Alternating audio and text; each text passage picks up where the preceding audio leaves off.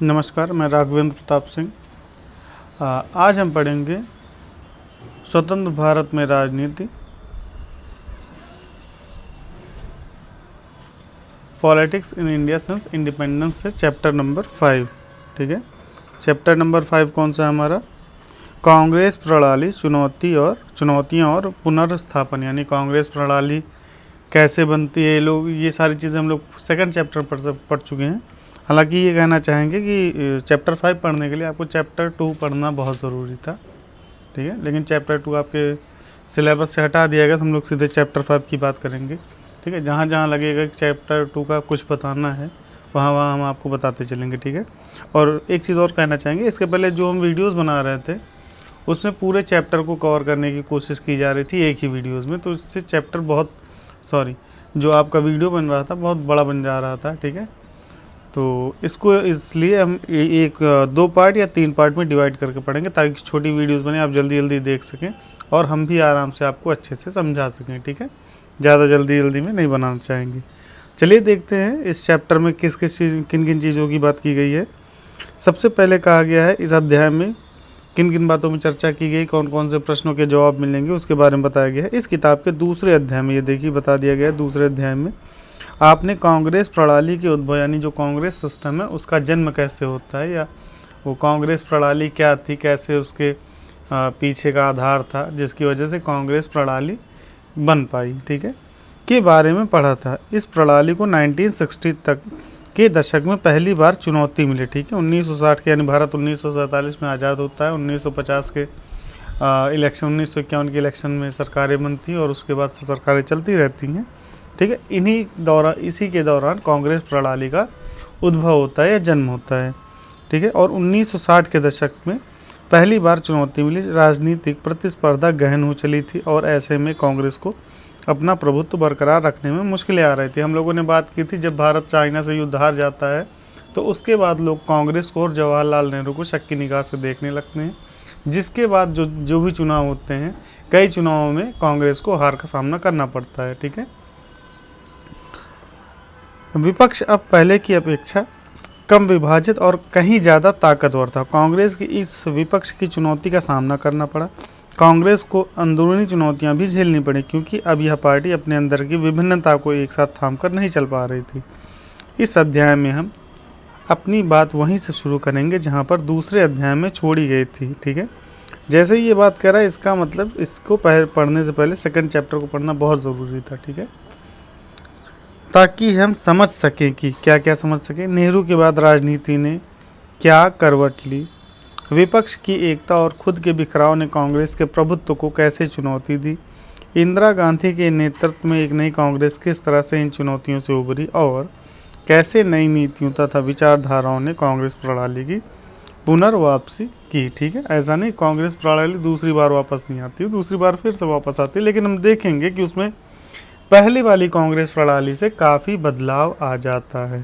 ठीक है, पहले वाली कांग्रेस प्रणाली के बारे में थोड़ा बहुत जान लीजिए, देखेंगे शायद इस चैप्टर में बताया गया हो, अगर नहीं बताया गया होगा तो हम उसको एक बार बता देंगे। ठीक है, कांग्रेस प्रणाली जो पहले की थी उसमें क्या था। कांग्रेस सिस्टम, ठीक है, राजनीतिक उत्तराधिकार की चुनौती,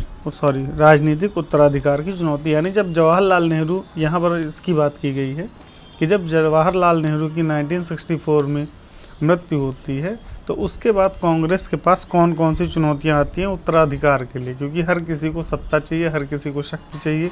ठीक है, सत्ता से ही शक्ति का जन्म होता है। ठीक, 1964 के मई में नेहरू की मृत्यु हो गई। आपका पहला क्वेश्चन यहाँ से यही बन सकता है कि नेहरू की मृत्यु कब होती है, तो जवाहरलाल नेहरू की मृत्यु 1964 के मई महीने में होती है, मई 1964 में होती है। ठीक, वे पिछले 1 साल से ज़्यादा समय से बीमार चल रहे थे।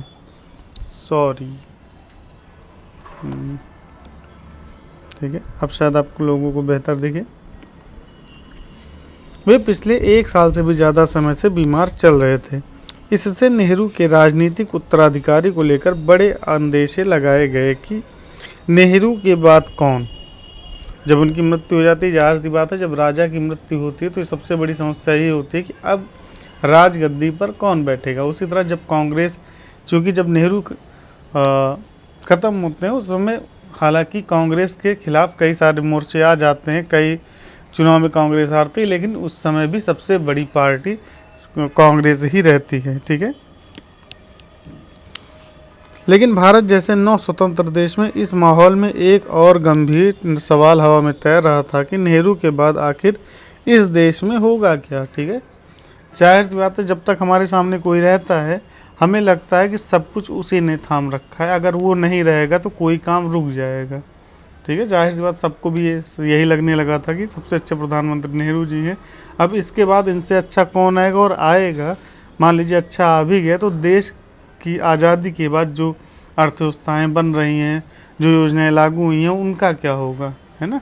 तो देश के भविष्य के बारे में लोग आपस में चिंता कर रहे थे, आपस में गहमा गहमी थी, बातचीत हो रही थी। भारत से बाहर के बहुत से लोगों को संदेह था कि यहाँ नेहरू के बाद लोकतंत्र कायम नहीं रह पाएगा, कायम रह भी पाएगा या नहीं। ठीक है, लोग आपस में यही चर्चा कर रहे थे। आलोचक कह रहे थे कि अब भारत में आज़ादी ख़त्म हो गई, या एक तरह से फिर से राजशाही या सैनिक शासन आ सकता है, एक बार से फिर से तो नहीं कहेंगे। ठीक है, दूसरा सवाल इसी संदेह के दायरे में उठा था।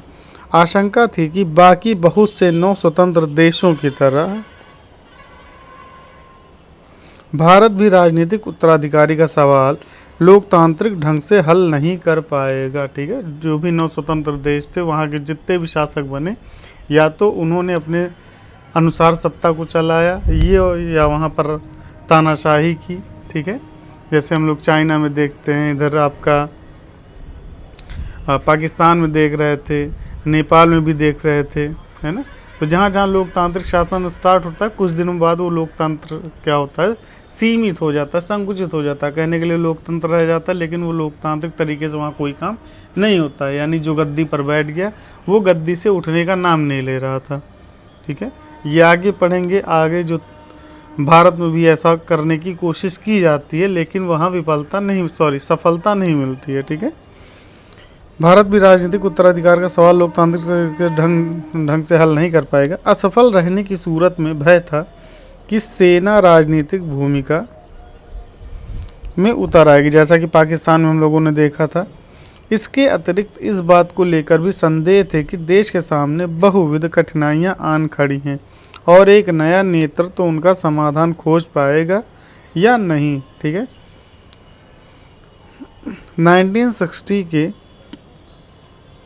दशक को खतरनाक दशक कहा जाता है। क्यों कहा जाता है, देख लीजिए क्वेश्चन यहाँ से, शॉर्ट आंसर टाइप क्वेश्चन 100% बन सकता है, बहुत इंपॉर्टेंट है, इसको ज़रूर लिख लीजिएगा कि 1960 के दशक को खतरनाक दशक क्यों कहा जाता है। क्यों कहा जाता है उसका उत्तर आगे ही लिखा गया, ये देखिए। हम कलर चेंज कर लें पहले इसका। ठीक है, ठीक है, ये देखिए, क्योंकि गरीबी और क्षेत्रीय विभाजन आदि के सवाल अभी अनसुलझे थे। ठीक है, संभव था कि इन सारी कठिनाइयों के कारण देश में लोकतंत्र की परियोजना असफल हो जाती अथवा खुद देश ही बिखर जाता। हम लोग देखे थे ना कि 1950 के आसपास जब भारत आज़ाद होता है तो भारत के पास सबसे बड़ी चुनौती होती है कि देश को संगठित करना। 556 रियासतें होती हैं। ठीक है, उन रियासतों को एक करना होता है। जाहिर सी बात है, अभी भी हर रियासतें, जैसे ही सबने देखा कि भारत के प्रधानमंत्री की मृत्यु हो चुकी है, भारत अभी इस समय अनाथ चल रहा है, तो हो सकता है कि सारी जितने भी रियासतें थी वो अपने आप को अलग करना चाहें, और चाह भी रही होंगी। ठीक है, तो सबसे बड़ा चैलेंज था, क्या अब भारत की एकता और अखंडता रह पाएगी। ठीक है, देखते हैं, नेहरू के बाद शास्त्री, यानी नेहरू की मृत्यु होती है तो उसके बाद बहुमत से लाल बहादुर शास्त्री को नेता बनाया जाता है। ठीक है, ये देख लीजिए, बगल में लाल बहादुर शास्त्री जी की फ़ोटो लगी हुई है। ठीक है, डाक टिकट है ये, और उनसे रिलेटेड कुछ चीज़ें लिखी हुई हैं। ये सारी चीज़ें आपको रटी होनी चाहिए, CUET के दृष्टिकोण से भी और आपके MCQ क्वेश्चन के भी दृष्टिकोण से। MCQ क्वेश्चन में ये कूट कर क्वेश्चन पूछ सकता है। ठीक, चलिए अब आगे हम लोग बात करते हैं। नेहरू के उत्तराधिकारी का सवाल इतनी आसानी से हल कर लिया गया कि आलोचक ठगे से रह गए। नेहरू की मृत्यु के बाद कांग्रेस पार्टी के अध्यक्ष, क्वेश्चन आएगा कि नेहरू की जब मृत्यु होती है उस समय कांग्रेस का अध्यक्ष कौन होता है। तो नेहरू की मृत्यु के बाद कांग्रेस पार्टी के अध्यक्ष के कामराज, ठीक है, यानी कांग्रेस पार्टी का अध्यक्ष कौन रहता है उस समय, के कामराज ने अपनी पार्टी के नेताओं और सांसदों से सलाह मशविरा किया। उन्होंने पाया कि सभी लाल बहादुर शास्त्री के पक्ष में हैं। शास्त्री कांग्रेस संसदीय दल के निर्विरोध नेता चुने गए, यानी बिना किसी विरोध के। निर्विरोध का मतलब समझ लीजिए, निर्विरोध का मतलब होता है कि बिना किसी विरोध के। हम अक्सर दो चीज़ें सुनते हैं कि फला ने जीत हासिल की निर्विरोध, या फला खड़ा हुआ है निर्दलीय, ठीक है। तो दोनों में अंतर हो। निर्विरोध का मतलब उसके विरोध में कोई नहीं खड़ा हुआ है। निर्दलीय का मतलब होता है कि कोई जो इंसान खड़ा हुआ है उसने किसी दल की सदस्यता नहीं ग्रहण की है, वो स्वतंत्र रूप से चुनाव लड़ रहा है, ठीक है। तो निर्विरोध का मतलब होता है कि उसके विरोध में कोई नहीं है, और निर्दलीय का मतलब होता है वो किसी दल का हिस्सा नहीं है, ठीक है। इन दोनों को आप समझ लीजिएगा। अक्सर हम दोनों चीज़ों को एक ही समझ बैठते हैं। सच बताएं तो जब तक पॉलिटिकल साइंस मैंने नहीं पढ़ा था तब तक मैं भी दोनों चीज़ों को एक ही समझता रहता था, ठीक है। चलिए आगे हम लोग देखते हैं। शास्त्री कांग्रेस संसदीय दल के निर्विरोध नेता चुने गए और इस तरह वे देश के प्रधानमंत्री बने, यानी पहले प्रधानमंत्री जवाहरलाल नेहरू, दूसरे प्रधानमंत्री लाल कृष्ण आडवाणी मेरे मुंह से निकल रहा है, लाल बहादुर शास्त्री, ठीक है। और इस तरह वे देश के प्रधानमंत्री बने। शास्त्री उत्तर प्रदेश के थे, क्वेश्चन आ सकता है लाल बहादुर शास्त्री कहाँ के थे, तो लाल बहादुर शास्त्री उत्तर प्रदेश के थे और नेहरू के मंत्रिमंडल में कई सालों तक मंत्री रहे थे। उनको लेकर कभी किसी किस्म का विवाद नहीं उठा था। अपने आखिरी सालों में नेहरू उन पर ज़्यादा से ज़्यादा निर्भर होते गए थे। शास्त्री अपनी सादगी और सिद्धांत निष्ठा के लिए प्रसिद्ध थे। एक दफ़ा वे एक बड़ी रेल दुर्घटना की नैतिक जिम्मेवारी स्वीकार करते हुए रेल मंत्री के पद से इस्तीफा दे चुके थे, ठीक है।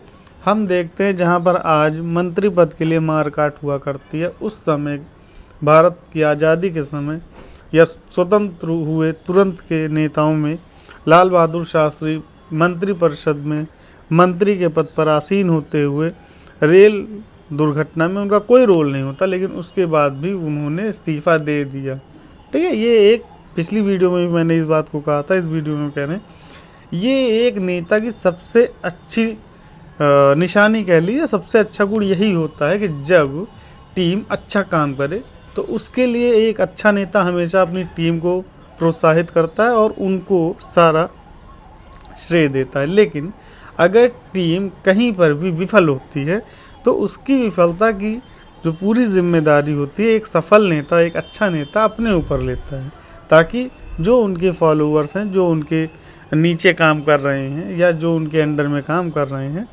वो डिमोटिवेट ना हो, ठीक है, उनका प्रोत्साहन बना रहे। चलिए आगे बात करते हैं हम लोग। शास्त्री 1964 से 1966, देखिए बहुत ज़्यादा लंबा समय इनका नहीं रहता है। शास्त्री 1964 यानी 1964 से 1966 तक देश के प्रधानमंत्री रहे। इस पद पर वे बड़े कम दिनों तक रहे, लेकिन इसी छोटी अवधि में देश ने दो बड़ी चुनौतियों का सामना किया। पहला कौन सा है, क्वेश्चन आ सकता है, शास्त्री के शासनकाल में शास्त्री ने किन दो बड़ी चुनौतियों का सामना किया। तो पहली चुनौती क्या थी, भारत चीन युद्ध, ठीक है, के कारण पैदा हुई आर्थिक कठिनाइयों से उबरने की कोशिश कर रहा था। यानी भारत चीन युद्ध तो इनके सामने नहीं हुआ, लेकिन इसके कारण युद्ध के बाद जो विभीषिका होती है, ठीक है, जो किल्लत आती है देश के अंदर, जो दिक्कतें आती हैं देश के अंदर, वो सारी दिक्कतें मुँह खड़ी थी इनके सामने। तो सबसे बड़ी चुनौती इनके पास चीन के युद्ध के बाद जो हमारे यहाँ विभीषिका हुई थी उसकी थी। दूसरी चुनौती क्या थी, साथ ही साथ मानसून की असफलता से देश में सूखे की स्थिति आ गई थी। यानी उसी समय देश में मानसून बिगड़ता है और सूखे की स्थिति आ पड़ती है और भयंकर अकाल पड़ता है भारत में। कई जगहों पर खाद्यान्न का गंभीर संकट आन पड़ा था। फिर 1965 में पाकिस्तान के साथ भी युद्ध करना पड़ा। और क्या रहता है, 1965 में पाकिस्तान के साथ ही युद्ध करना पड़ा। 1965 क्या है, इन्हीं के टाइम का दौर है, 1964 से 1966 के बीच में ये रहते हैं, इसी के बीच में 1965 आ जाता है। ठीक है, तो 1965 में पाकिस्तान के साथ जब युद्ध होता है उस समय वहाँ के भारत के प्रधानमंत्री कौन होते हैं, लाल बहादुर शास्त्री जी होते हैं। युद्ध करना पड़ता है, इसके बारे में आपने पिछले अध्याय में पढ़ा था। शास्त्री ने जय जवान जय किसान का नारा दिया। ठीक है, क्वेश्चन आ सकता है किसने जय जवान जय किसान का नारा दिया था। जय जवान जय किसान का नारा शास्त्री जी ने दिया था। किस कारण दिया था, जिस समय पाकिस्तान ने भारत पर हमला किया, सेनाओं को प्रोत्साहित करने के लिए जय जवान कहा, और उस समय अकाल पड़ा हुआ था तो किसानों को प्रोत्साहित करने के लिए इन्होंने जय किसान कहा। यानी भारत इस समय सिर्फ दो ही लोगों पर निर्भर है, एक तो किसान और एक जवान। ठीक है, तो जय जवान जय किसान ये नारा दिया गया था। ठीक है, नारे का मतलब भी समझते चलिए, ऐसा नहीं कि बेवजह किसी ने मुंह से बोल दिया निकल गया तो वो नारा बन गया, ऐसा नहीं होता है। उसका कोई मोटिव होना चाहिए, उसका कोई मतलब होना चाहिए। ठीक है, जिससे इन दोनों चुनौतियों से निपटने के उनके दृढ़ संकल्प का पता चलता है। ठीक है, इससे पता चलता है कि वो अपने इन चुनौतियों से निपटने के लिए कितने दृढ़ संकल्पित थे। ठीक, प्रधानमंत्री के पद पर शास्त्री बड़े कम दिनों तक रहे। 10 जनवरी 1966 को ताशकंद में अचानक उनका देहांत हो जाता है। 10 जनवरी 1966 को ताशकंद में अचानक उनका देहांत हो गया। ठीक है, तो एक मूवी आई थी ताशकंद फाइल्स, पिछली वीडियोज़ में शायद मैंने उनकी चर्चा की है। वो शास्त्री जी की मृत्यु से रिलेटेड मूवी बनी हुई है, आप उसको देखिए, आपको बहुत अच्छी लगेगी मूवी। ठीक है, तो एक होता है पॉलिटिकल साइंस का स्टूडेंट होने के नाते आपको ये सब चीज़ें पता होनी चाहिए। ठीक है, तो हम ज़्यादा इधर उधर की बातों पर न जाते हो, सीधे मुद्दे पर आते हैं फिर से। ताशकंद तब भूतपूर्व सोवियत संघ में था। क्वेश्चन आ सकता है, जब शास्त्री जी की मृत्यु होती है तो उस समय ताशकंद किसका हिस्सा होता है, तो जिस समय शास्त्री जी की मृत्यु होती है उस समय ताशकंद पूर्व सोवियत संघ का हिस्सा होता है, यानी USSR। ठीक है, और आज के टाइम पे यह कहाँ पर है, उज्बेकिस्तान की राजधानी है। आज के टाइम पे ताशकंद क्या है, उज्बेकिस्तान की राजधानी है। युद्ध की समाप्ति के सिलसिले में पाकिस्तान के तत्कालीन प्रधान राष्ट्रपति मोहम्मद अयूब खान से बातचीत करने और समझौते के हस्ताक्षर करने के लिए ताशकंद गए थे।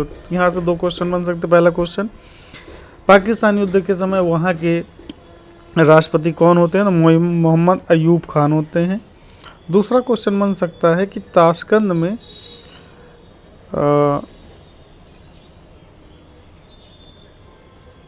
लाल बहादुर शास्त्री की मृत्यु के समय राष्ट्रपति कौन होता है, तो मोहम्मद अयूब खान होते हैं। तीसरा क्वेश्चन बन सकता है कि युद्ध की समाप्ति के सिलसिले में पाकिस्तान के तत्कालीन राष्ट्रपति से बातचीत करने और एक समझौते पर हस्ताक्षर करने के लिए लाल बहादुर शास्त्री ताशकंद गए थे, वो नेता कौन थे। तो 4-5 राष्ट्रपति के नाम दे देगा पाकिस्तान के, तो उनमें से वो राष्ट्रपति कौन होंगे, मोहम्मद अयूब खान। ठीक है, तो ये घुमा फिरा के क्वेश्चन पूछ सकता है, इसलिए क्वेश्चन को समझ के चलिएगा। और ये मैं CUET और 12th बोर्ड दोनों के लिए बता रहा हूँ। ठीक है, अब यहाँ पर कुछ दिया हुआ है, इसको एक बार इसको एक बार ज़रूर पढ़ लीजिएगा। ठीक है,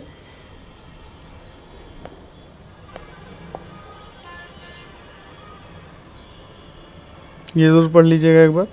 अब देखते हैं शास्त्री के बाद इंदिरा गांधी। 1964 मई 1964 में कौन ख़त्म होता है, जवाहरलाल नेहरू। ताशकंद समझौता के दौरान कौन ख़त्म हो रहा है 1966 में, लाल बहादुर शास्त्री। ठीक है,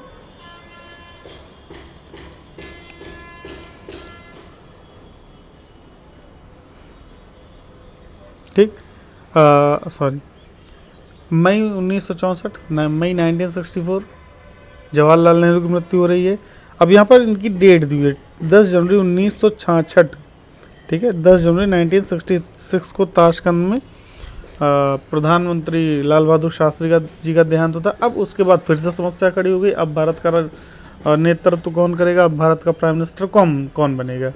ठीक है, तो इस समय हम देखते हैं कि अभी चूंकि शास्त्री जी को इसलिए सब लोग चुन लेते हैं निर्विरोध, क्योंकि शास्त्री जी इसके पहले कभी इन्होंने ऐसा काम नहीं किया जिससे पता चले कि ये सत्ता को चाहते हैं, सत्ता के लिए ये काम कर रहे हैं। ठीक है, वो बिना किसी लालच के, बिना किसी कपट के वो अपना काम ईमानदारी से करते रहे थे, इसलिए उनका सिलेक्शन हो जाता है, उनका चुनाव लोगों ने कर लिया।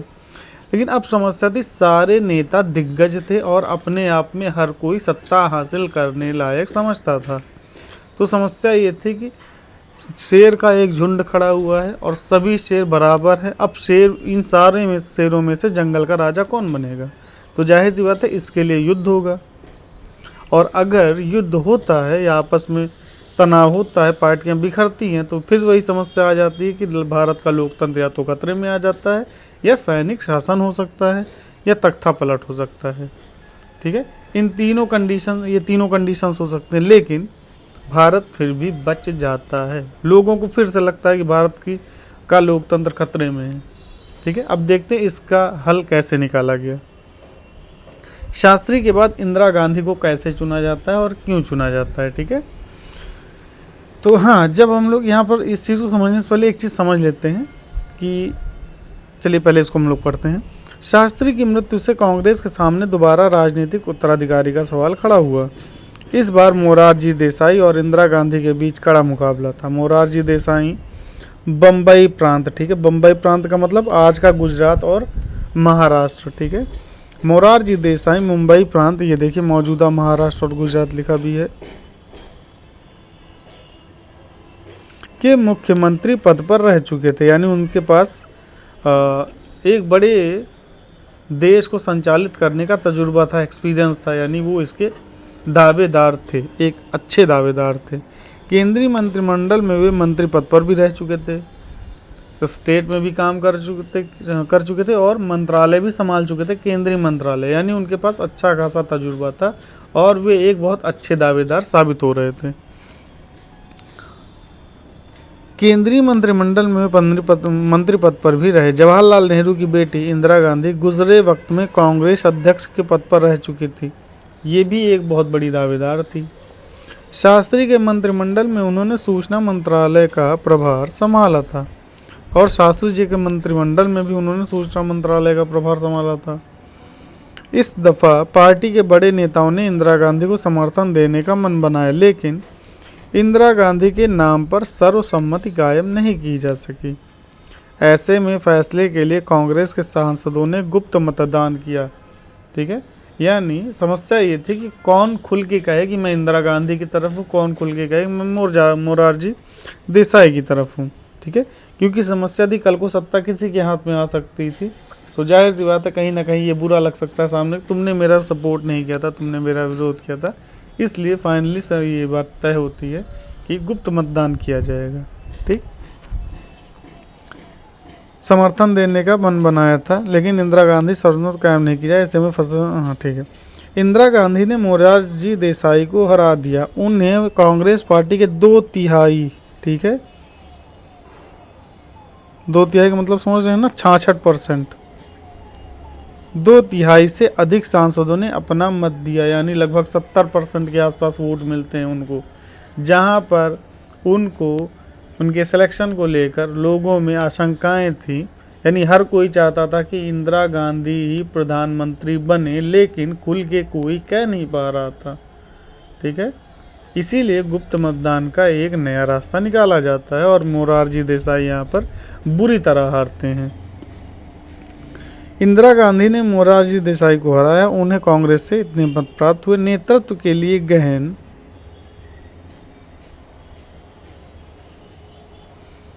प्रतिस्पर्धा के बावजूद पार्टी में सत्ता का हस्तांतरण बड़े शांतिपूर्ण ढंग से संपन्न हो गया।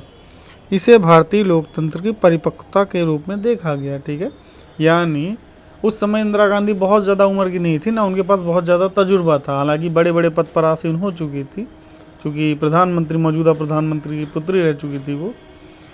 लेकिन उनकी उम्र बहुत कम थी, तजुर्बा बहुत कम था, लेकिन उसके बाद भी इतने आराम से बिना किसी उठा पटक के उनको सत्ता दे दी जाती है। ठीक है, यानी जो फैसला आता है उसका ससम्मान पालन किया जाता है। ठीक है, तो इसको ही कहते हैं मेच्योरिटी। ठीक है, यानी भारत के लोग इतने, हमारे नेता इतने मेच्योर थे। ठीक है, नए प्रधानमंत्री को जमने में थोड़ा वक्त लगा। इंदिरा गांधी यूँ तो बड़े लंबे समय से राजनीति में सक्रिय थी, लेकिन लाल बहादुर शास्त्री के मंत्रिमंडल में बड़े कम दिनों से मंत्री पद पर थी।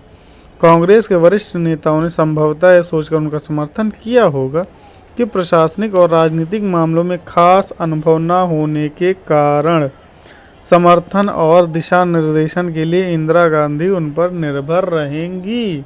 बस यही चीज़ मैं आपको इस पैराग्राफ को स्टार्ट होने से पहले या इस टॉपिक के स्टार्ट होने से पहले मैं बताना चाह रहा था कि जो इनको 2/3 मत से नेता जिताते हैं, सभी लगभग वरिष्ठ नेता रहते हैं, और हर कोई वरिष्ठ नेता चाहता है कि अगर हमसे ऊपर कोई होगा तो वो मेरी नहीं सुनेगा, लेकिन अगर हमसे जूनियर कोई हमसे ऊपर आके बैठेगा तो वो मेरी बात मानेगा, यानी मैं जैसे चाहूँगा उसका इस्तेमाल करूँगा।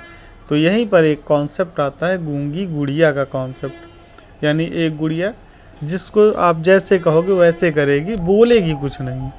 ठीक है, जैसे हमारे यहाँ एक चला कॉन्सेप्ट है खड़ाऊँ शासन। खड़ाऊँ शासन ऐसा ही है, जैसे श्री रामचंद्र जी जब वन को जाते हैं तो भरत जी उनके खड़ाऊँ को ही ले आते हैं कि आप शासन नहीं करेंगे, लेकिन आपकी राजगद्दी पर आपका खड़ाऊँ शासन करेगा। लेकिन क्या वो खड़ाऊँ आदेश देता था? क्या वो खड़ाऊँ न्याय करता था? न्याय तो भरत जी को ही करना पड़ता था। ठीक है, सारे डिसीजन तो भरत जी को ही लेने पड़ते थे, लेकिन वो किसके नाम पर हो रहे थे? उस राम जी की खड़ाऊँ के नाम पर हो रहे थे। खड़ाऊँ, ठीक है, खड़ाऊँ यानी जो पैर में पहना जाता है, नहीं पता चले आज आपको खड़ाऊँ भी ना पता हो, लकड़ी की होती है, पहले खड़ाऊँ पहना जाता था। ठीक है, फिर धीरे धीरे लेदर के जूते, लेदर के चप्पल, और आज प्लास्टिक के चप्पल, फिर रबड़ के चप्पल सब आ गए हैं। ठीक, वैसे ही आज भी हम लोग देखते हैं खड़ाऊ शासन। जैसे गांव में कोई सामान्य सीट नहीं आई है, SC/ST सीट आई है, तो लोग क्या करते हैं, अपने मजदूर को खड़ा कर देते हैं कि ये भले प्रधान पद पर रहेगा, लेकिन इसके पीछे से प्रधानी मैं संभालूंगा। वो क्या करते हैं, अपने किसी लेबर को खड़ा कर देंगे, अपने किसी मजदूर को खड़ा कर देंगे, चुनाव में सारा पैसा, सारा प्रचार प्रसार खुद खर्च करते हैं, लेकिन उसके बाद जो लाभ प्राप्त होता है उसको भी वो खुद लेते हैं। ठीक है, बस वहाँ पर सिग्नेचर किसका होता है, अंगूठा किसका लगता है, उस खड़ाऊँ शासन में खड़े हुए प्रधान का। ठीक है, तो यहाँ पर भी वही होता है, लेकिन समस्या ये थी कि वो पूर्व प्रधानमंत्री की पुत्री थी।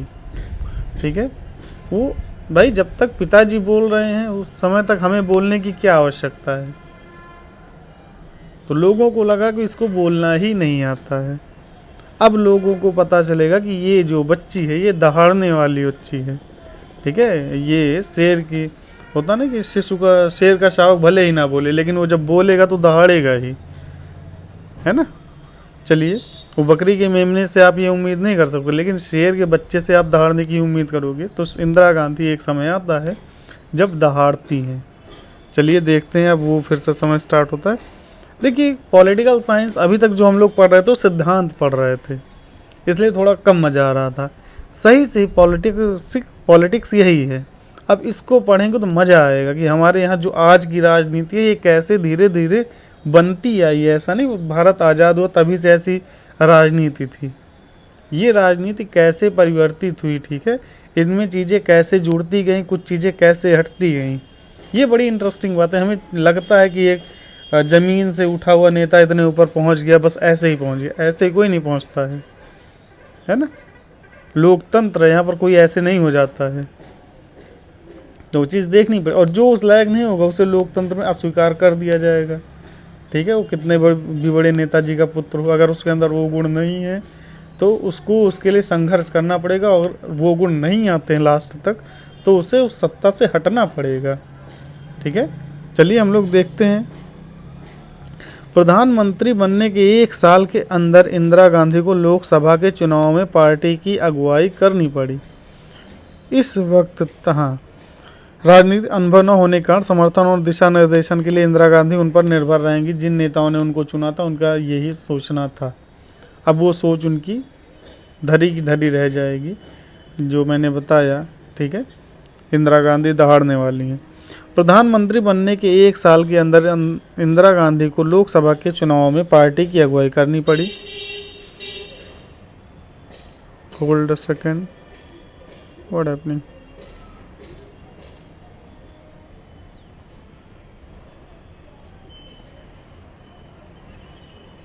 ठीक है, इस वक्त तक यहाँ कुछ इंदिरा गांधी के बारे में पढ़ दिया गया है, इसको भी आप लोग अच्छे से पढ़ लीजिएगा, ठीक है।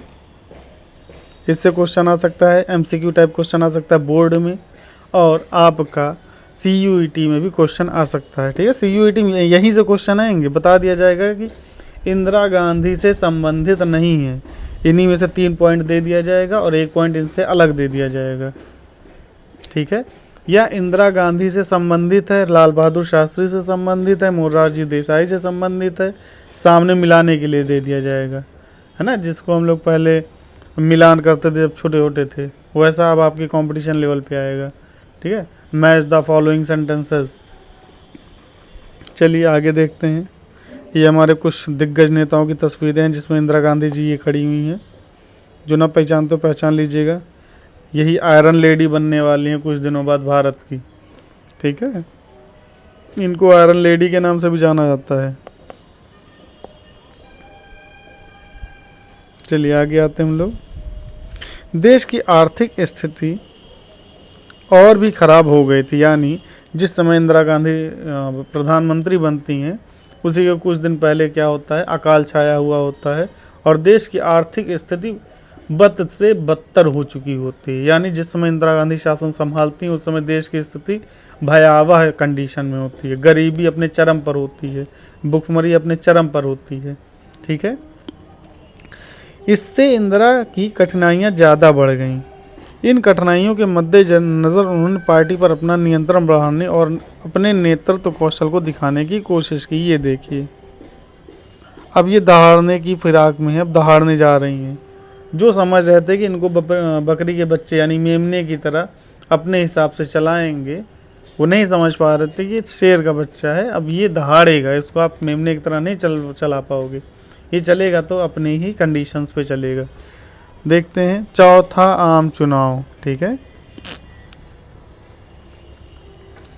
अब आता है चौथा आम चुनाव 1967 में, यानी 3 चुनाव प्रधानमंत्री के पद के लिए जवाहरलाल नेहरू ही लड़ रहे थे, ठीक है।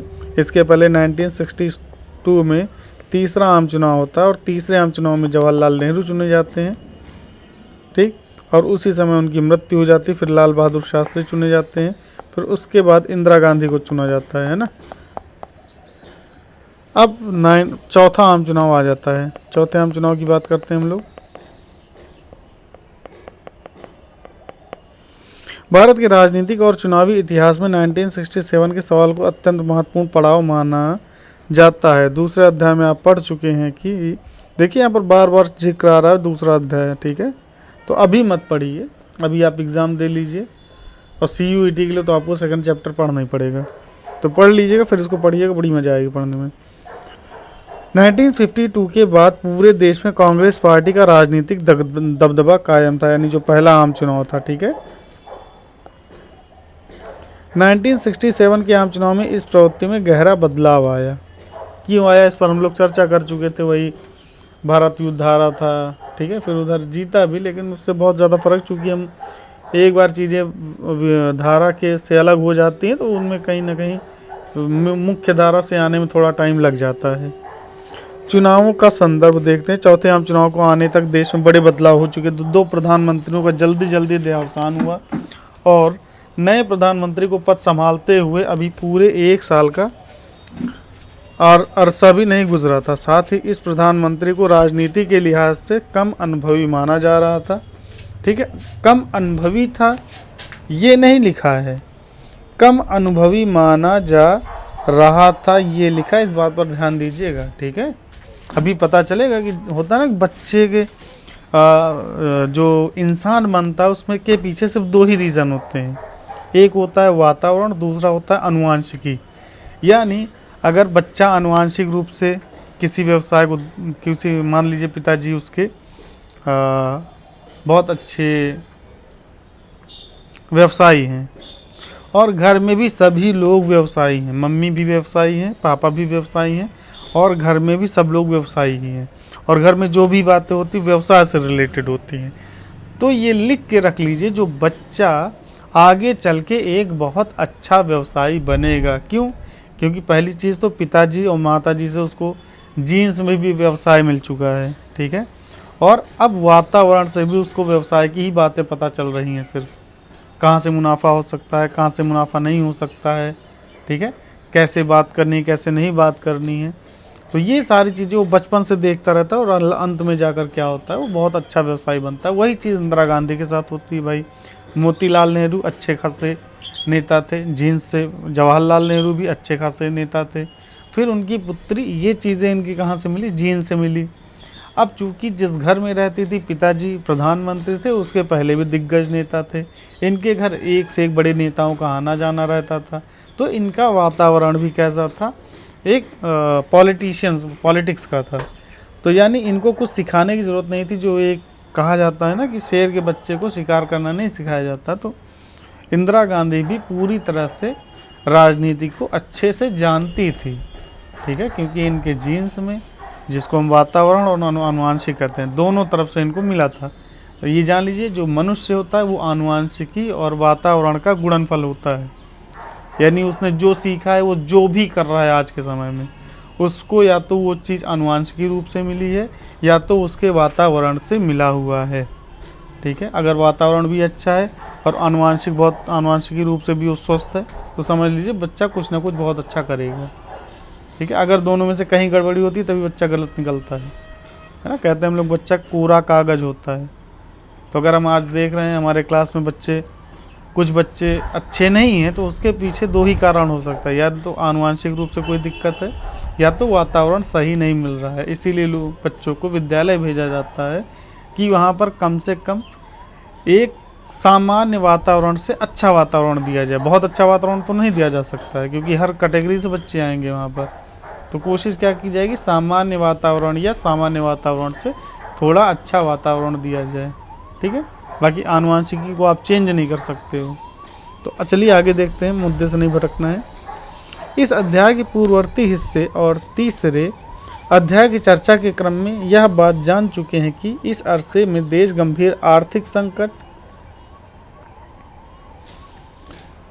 में था, ठीक है, गंभीर आर्थिक संकट में था। चूंकि मानसून की असफलता, देखिए क्यों था मानसून की असफलता और व्यापक सूखा, खेती की पैदावार में गिरावट, गंभीर खाद्य संकट, विदेशी मुद्रा भंडार में कमी, औद्योगिक उत्पादन, निर्यात में गिरावट के साथ ही साथ सैन्य खर्चे में भारी बढ़ोतरी हुई थी। इन सारी चीज़ों पर चर्चा कर चुके हैं। ये सारे एक ही चीज़ से जुड़े हुए हैं। सूखा पड़ा इसलिए, ये भी मानसून असफल हुआ इसलिए सूखा पड़ा। चूँकि सूखा पड़ा इसलिए खेती की पैदावार में गिरावट आई। चूँकि खेती की पैदावार में गिरावट है इसलिए गंभीर खाद्य संकट हुए। और कहीं ना कहीं इसी से जुड़ा हुआ आपका विदेशी मुद्रा भंडार में कमी है। औद्योगिक उत्पादन भी इसलिए कम हुआ क्योंकि कच्चे माल कम थे। निर्यात में गिरावट इसलिए आई क्योंकि औद्योगिक उत्पादन में गिरावट आई, ठीक है। हम जितनी ज़्यादा चीज़ें बनाएंगे उतनी ज़्यादा चीज़ें बेचेंगे। जब हम बना ही नहीं पाएंगे तो बेचेंगे क्या? और बना ही तब पाएंगे जब मेरे पास कच्चा माल होगा, और कच्चा माल तभी होगा जब खेत में अनाज होगा। और अनाज, ठीक है, अनाज हो गया या कोई और फल हो गया। मान लीजिए मुझे चीनी उत्पादन करना है, तो उसके लिए मुझे शुगर केन चाहिए, गन्ना चाहिए, और गन्ना खेत में ही होगा, ठीक है। तो हर चीज़ कहीं ना कहीं मानसून से ही जुड़ी हुई है। नियोजन और आर्थिक विकास के संसाधनों को सैन्य मद में लगाना पड़ा। ये चीज़ हमने पिछले वीडियो में मैंने चर्चा की थी कि भारत पहले क्या कह रहा था कि हम अपनी तरफ से कभी हमला नहीं करेंगे, शांति बनाए रखने का प्रयास करेंगे, यानी हम अपना ज़्यादा से ज़्यादा पैसा अपने विकास में लगाएंगे। लेकिन जब चाइना युद्ध छेड़ देता है, उधर से हमला कर देता है, तब भारत को एहसास होता है कि सैद्धांतिक रूप से हम कहें, ज़रूरी नहीं कि हमारा पड़ोसी भी उस सिद्धांत को मान रहा हो। मैं कह रहा हूँ और उसको अप्लाई भी कर रहा हूँ, वो सिर्फ कह रहा है और अप्लाई नहीं कर रहा है, वो अप्लाई करने की मूड में भी नहीं है। तो जाहिर सी बात है मुझे बैकडोर वाला सपोर्ट रखना होगा, जो दिखे किसी को ना लेकिन हो मेरे पास।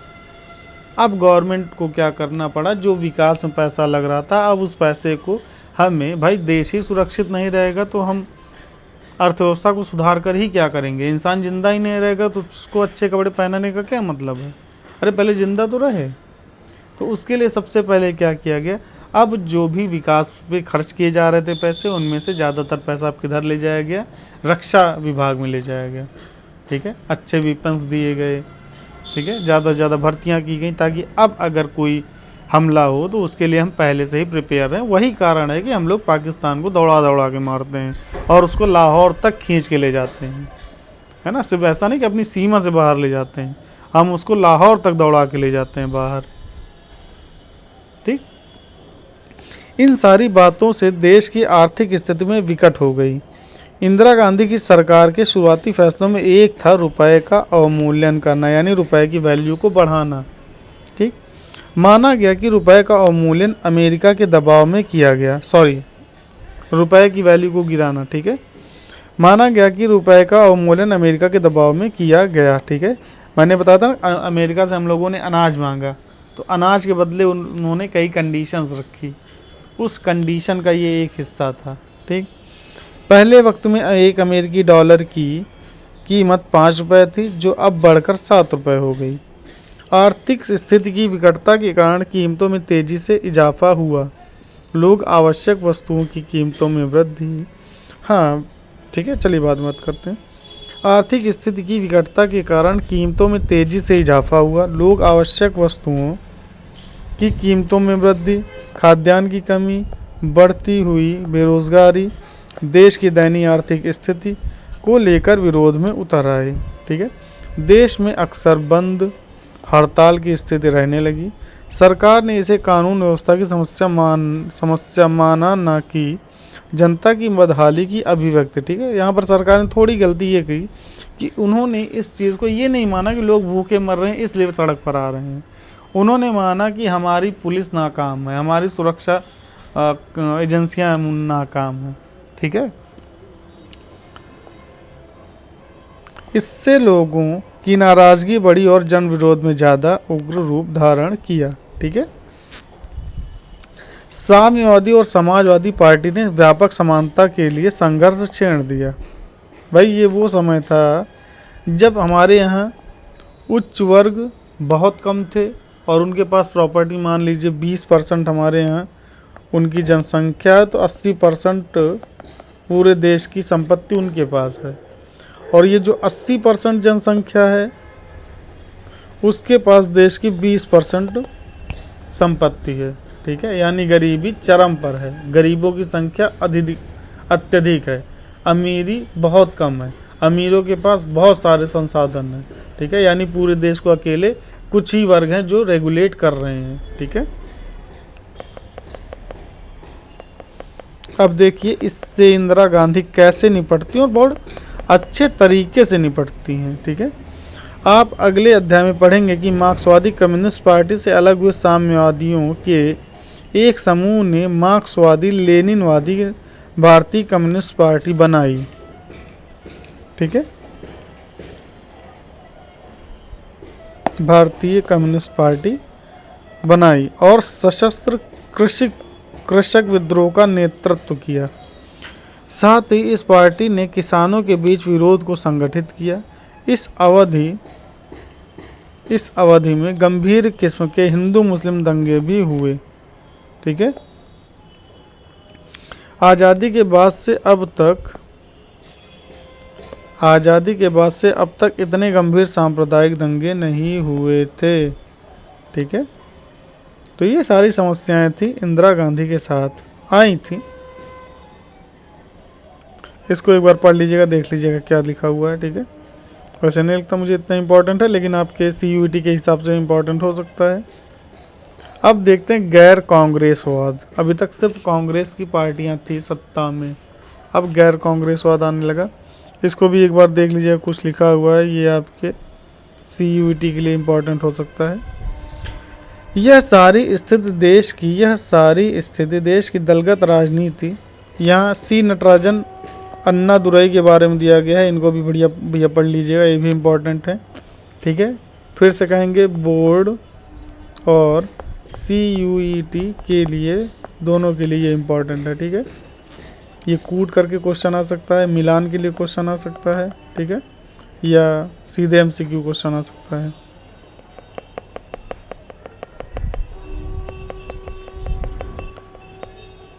तो चलिए देखते हैं।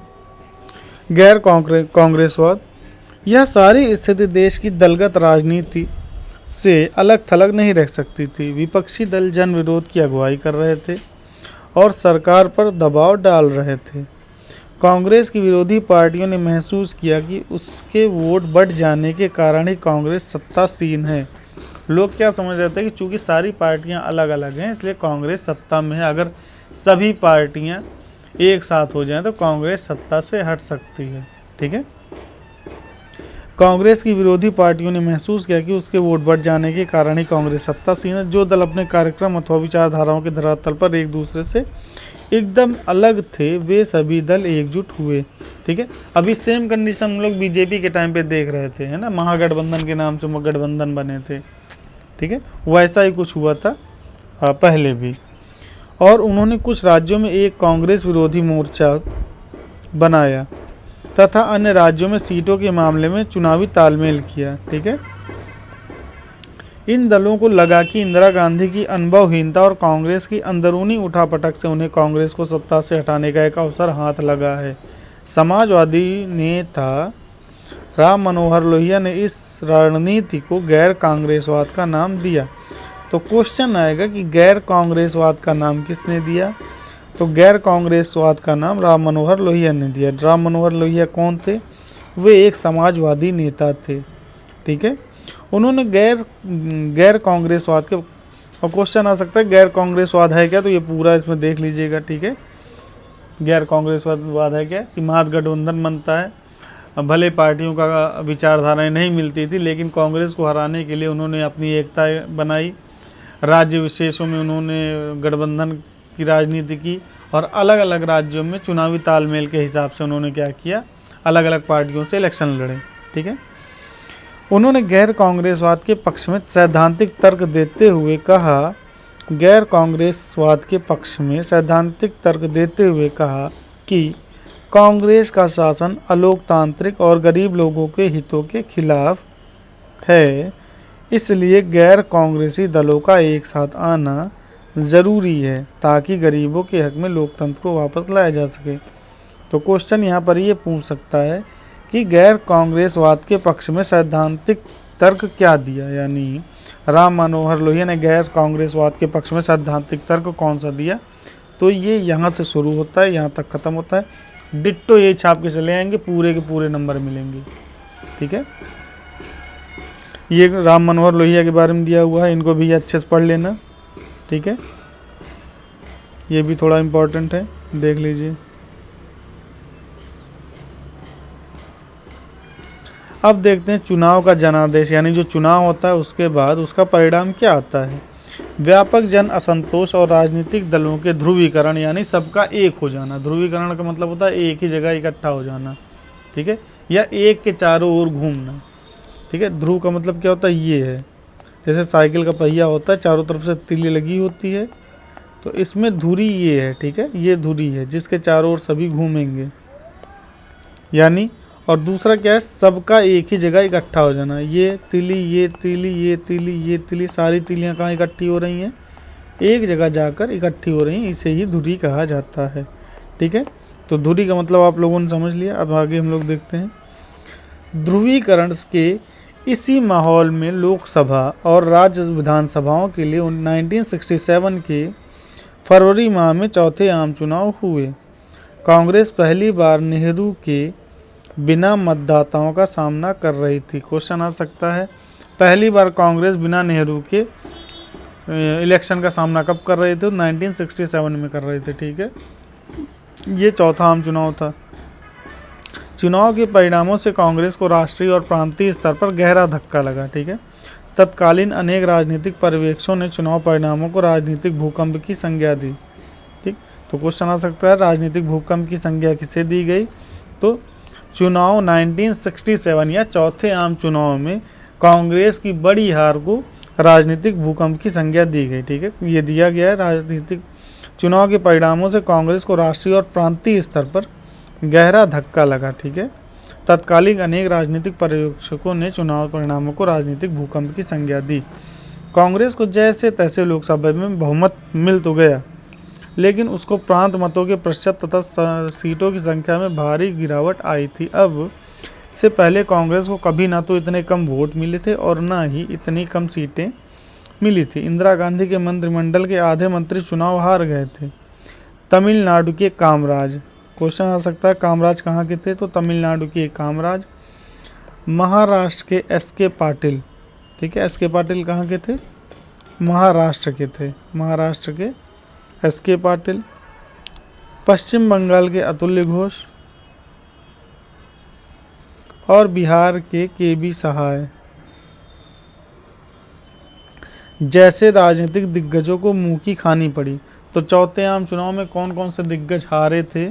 तो उनमें से कुछ ये दिग्गज नेता थे, तो इनको नाम भी रट लीजिएगा और कहाँ से इन्होंने चुनाव लड़ा था ये भी देख लीजिएगा। ठीक है, क्वेश्चन आ सकता है, फिलहाल CUET में तो जरूर आ सकता है।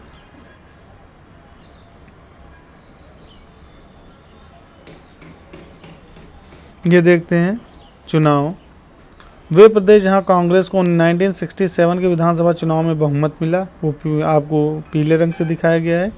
वे प्रदेश जहां कांग्रेस को 1967 के विधानसभा में बहुमत नहीं मिला, वो रेड उससे दिखाया गया। अब देखिए, जो कांग्रेस, इधर देखिएगा, जो कांग्रेस पूरे भारत पर राज करती थी, अब वो कहाँ कहाँ केवल कर पा रही? यहाँ, यहाँ, यहाँ, यहाँ, यहाँ, यहाँ। ये पूरा इतना जो एरिया है ये गैर कांग्रेसी है। ठीक है, यहाँ पर कांग्रेस को वोट नहीं मिले। ये भी एरिया है आपका, ये दमनदीव का, गोवा दमनदीव का एरिया था।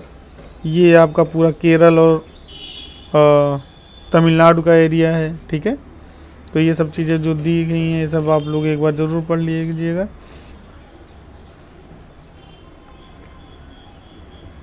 अब देखते हैं राजनीतिक बदलाव की यह नाटकीय स्थिति आपको राज्यों में और ज़्यादा स्पष्ट नज़र आएगी। कांग्रेस को 7 राज्यों में बहुमत नहीं मिला। क्वेश्चन आएगा चौथे आम चुनाव में कांग्रेस को कहाँ कहाँ बहुमत नहीं मिला? तो चौथे आम चुनाव में कांग्रेस को 7 राज्यों में बहुमत नहीं मिला। ठीक है, 2 अन्य राज्यों में दल बदल के कारण यह पार्टी सरकार नहीं बना सकी, और 2 राज्य ऐसे थे जहाँ पर इसने दल बदल के कारण राज्य पार्टी सरकार नहीं बना सकी। ठीक है, जिन 9 राज्यों में कांग्रेस के हाथ से सत्ता निकल गई वे देश के किसी एक भाग में कायम राज्य नहीं थे। ठीक है, ये राज्य पूरे देश के अलग अलग हिस्सों में थे। कांग्रेस पंजाब, हरियाणा, उत्तर प्रदेश, मध्य प्रदेश, बिहार, पश्चिम बंगाल, उड़ीसा, मद्रास और केरल में सरकार नहीं बन सकी। क्वेश्चन आ सकता है, बताइए कि इनमें से कौन सा ऐसा राज्य है जहां पर 1967 के चुनाव में कांग्रेस सरकार बना पाती है? देख लीजिएगा इसमें से। यह क्वेश्चन दूसरी तरह से पूछ सकता है कि दिए हुए ऑप्शंस में से कौन सा ऐसा ऑप्शन है जो 1967 में जहां कांग्रेस सरकार बना पाती है या नहीं बना पाती है। दोनों की तरह से क्वेश्चन पूछ सकता है। अब देखते हैं मद्रास प्रांत। अब इसे तमिलनाडु कहा जाता है, तब इसे मद्रास कहा जाता था। ठीक है, में एक क्षेत्रीय पार्टी द्रविड़ मुनेत्र कशगम, ठीक है, पूर्ण बहुमत के साथ सत्ता में कामयाब रही। क्वेश्चन आ सकता है 1967 के आम चुनाव में कौन सी पार्टी पूर्ण रूप से बहुमत में रही? तो ये है द्रविड़ मुनेत्र कशगम की सरकार थी। ठीक है, ये क्षेत्रीय पार्टी थी। कहाँ से जीती थी? मद्रास प्रांत से जीती थी। आज के टाइम पे उसको हम तमिलनाडु कहेंगे। द्रविड़ मुनेत्र कशगम DMK, अब कुछ समझ में आया? DMK पार्टी, DMK हिंदी विरोधी आंदोलन के नेतृत्व करके सत्ता में आई थी। क्वेश्चन आ सकता है कि DMK पार्टी या द्रविड़ मुनेत्र कशगम पार्टी कैसे सत्ता में है? तो हिंदी विरोधी आंदोलन के जरिए सत्ता प्राप्त करती है। यहाँ के छात्र हिंदी को राजभाषा के रूप में केंद्र द्वारा अपने ऊपर थोपने का विरोध कर रहे थे और डीएमके ने उसके इस विरोध को नेतृत्व प्रदान किया था। चुनावी इतिहास में यह पहली घटना थी जब किसी गैर कांग्रेसी दल को किसी राज्य में पूर्ण बहुमत मिला। अन्य कहाँ पर थे?